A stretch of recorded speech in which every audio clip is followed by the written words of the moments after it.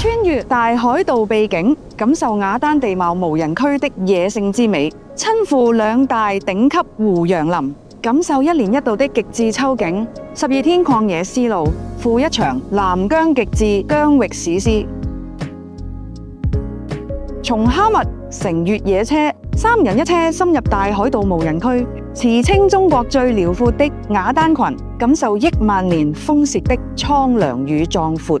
晚間一席東疆伊州風味包廂餐食，正式開啟本次南疆金秋之旅。搭乘疆內航班直飛庫爾勒，不走回頭路，大幅縮減長途車程。博斯騰湖藏在南疆的山海與丘陵，沙漠邊獨有的水鄉詩意。走進羅布人村寨，赴一場塔克拉瑪干與塔里木河的金秋之約。10月中下旬，千年湖洋完成金燕，每一寸光影都是頂級秋景的極致浪漫。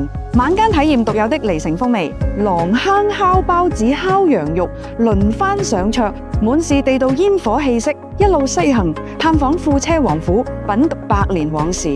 漫步熱斯坦老街，收下特色半米大廊。穿行天山托木爾大峽谷，紅層岩壁漆黑的歲月痕跡。再赴阿克蘇蘋果園，研習冰糖心蘋果。奔赴巴楚紅海湖洋林，闖入一望無際的金色臨海秘境，沉浸式邂逅大漠頂配秋景，讀懂荒漠裏生生不息的千年生命禮讚。